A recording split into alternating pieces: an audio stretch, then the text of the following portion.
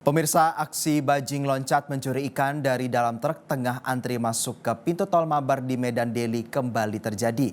Dalam video dan viral di media sosial terlihat pelaku dengan santai berjalan setelah berhasil mengambil ikan di depan umum.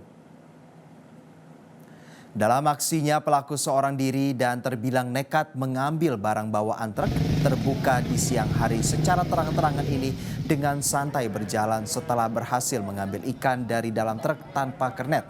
Aksi bajing loncat yang baru pertama kali terjadi mencuri ikan ini, namun para supir truk bak terbuka sering kehilangan barang bawaan dicuri pelaku yang akan dijual ke penadah barang curian menjadi salah satu penyebab terus terjadinya pencurian di Sumatera Utara.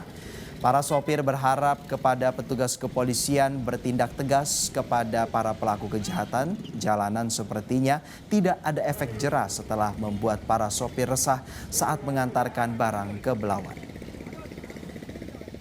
Jelajahi cara baru mendapatkan informasi. Download Metro TV Extend sekarang.